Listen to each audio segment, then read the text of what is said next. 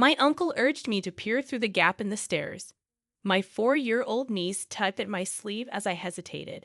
In front of me lay my husband, unconscious and still on a hospital bed. A week ago, he had been stabbed during a confrontation with a burglar who was still on the run. Upon returning home, my niece's peculiar words echoed in my mind.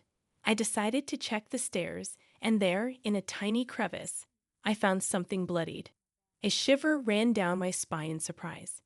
Could it be someone unexpectedly familiar, possibly the culprit? Fear gripped me. I work in administration at a real estate agency. Last year, I tied the knot with Michael, one of our salesmen, after an office romance. Both of us are 25 years old, and our shared motto was, "We want kids soon." The reason behind this was my sister, and her child Emma, who is incredibly adorable. Whenever I see my 4-year-old niece giggling or pouting, I imagine ourselves as parents. Little Emma possesses a mysterious ability. Aunt Sophia, your ring is on the bookshelf. Whenever I misplaced something, my niece would pinpoint its location, not just once but repeatedly. Even my sister said, when in trouble, ask Emma. Somehow, good things happen. Children are said to see ghosts, but I wonder if there's something more to it. Perhaps our future child will also have special abilities. We dreamt of a family with children. However, our newlywed life didn't go smoothly. Shortly after getting married, we started receiving disturbing letters at home addressed to Michael. The words written on them were chilling: break up and disappear. Despite Michael dismissing it as a malicious prank and filing a police report, the identity of the letter sender remained unknown. Our days were filled with anxiety. One day, James, Michael's colleague, visited the General Affairs Department where I worked. It was unusual for someone from the sales department to visit me. When I approached James, he handed me a piece of paper with the same threatening words, "disappear" and "Esser" scribbled on it. I gasped, and James looked serious. As a rising star in the sales department, Michael had made enemies, and it was troubling. James crumpled the paper in his hand and said, "I've known Michael since we joined the company. If anything happens, feel free to consult with me." He smiled kindly, offering support in the face of the mysterious threats we were facing. I never anticipated finding Michael in such a dire situation, but having an ally is reassuring. My sister also visited our home, concerned about us despite the unsettling letters. With support from those around us, we stood strong, determined not to let the harassment defeat us. I resolved to stand by Michael. Little did we know what was about to happen. My sister called me in a panic, urging me to come back immediately. It was a Saturday, and Michael, who was supposed to be home after working overtime, was unconscious. I received her call while attending a friend's wedding. Rushing to the hospital, I found Michael lying pale-faced on the bed. I pleaded with him to wake up, gripping his hand, but he remained motionless. The room echoed with the rhythmic beeping of machines, and tears streamed down my face. I wondered why this was happening. My sister, who had been waiting in the room, comforted me. According to the police, our neighbor had discovered Michael collapsed at home with a stab wound. The neighbor had come to deliver a community newsletter and, as usual, opened our front door without hesitation. Fortunately, this act led to the early discovery of my husband. Given the recent spate of burglaries in the neighborhood, the police suspected it might be the work of the burglar. I believed it was the same person who sent those threatening letters. I fervently explained this to my sister, but she interrupted, insisting that she would handle the explanation to the police. She advised me to take a break.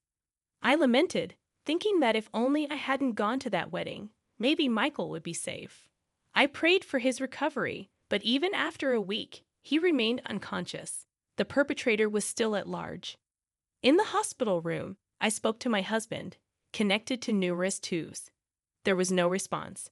No matter how hard I tried to hold back tears, they flowed uncontrollably. It was challenging to stay positive, even when people encouraged me to. Turning around, I found James, who had been checking on Michael every day, offering flowers and treats to comfort me. I apologized for showing him such an embarrassing sight.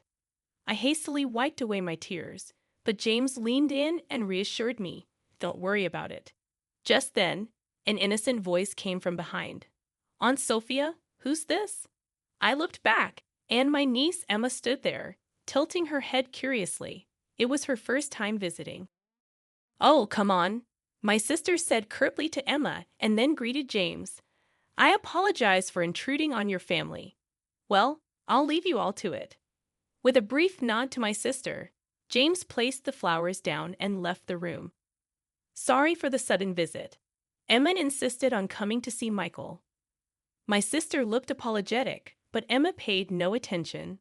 She stood by the bed, staring intently at Michael's face. "Uncle is saying, look into the gap in the stairs. A barge is there," my niece suddenly blurted out, a mysterious statement from behind. "A barge? You mean those large ships that transport goods at the harbor? And it's under the stairs." However, my sister insisted that Emma might have something important to say. She was dead serious. As we continued visiting, hours at the hospital passed, and my sister drove me home. Before parting ways, she said, "Call me if anything happens." But seriously, was there really a gap under the stairs? I retraced my memories, unlocked the front door, and headed toward the staircase. During the incident, Michael had been found collapsed on the stairs, covered in blood. The police had collected evidence and cleaned up. Everything was already in pristine condition. There's a gap at the edge of the bottom step. I noticed a faint trace of red blood. I shone my flashlight inside and saw something reflecting, glinting in the light. I quickly grabbed some tweezers and pulled it out. It turned out to be something unexpected. Isn't this a company badge? In our company, everyone wears a badge with a company logo as an employee ID. The familiar badge was dried and stained with a significant amount of blood. It must have been squeezed into the gap because of the blood. Come to think of it, the police mentioned an unnatural scratch on Michael's fingertip. Could he have pushed something into the gap? The hidden company badge might be a message from Michael, indicating who the culprit is. I immediately called my sister. "See, something was found after all. Let's go together to report it to the police," I suggested as my sister bustled around on the other end of the phone. I heard my niece's voice. "If there's no barge, you need later. It's troublesome for one person who's being a nuisance." What another riddle is this? Another clue related to the case? I leaned forward, asking, but all I heard from the phone was Emma's giggles. Emma had accurately guessed something about the space under the stairs, and I suspected this riddle held a clue to the perpetrator. I stared at the blood-stained company badge in my palm. Michael must have left a crucial clue in his desperate struggle, enduring immense pain until he lost consciousness. I won't let Michael's message go to waste. I'll catch the criminal. I vowed to uncover the cowardly perpetrator and seek revenge. Later, I promptly delivered the badge to the police and went to visit my niece.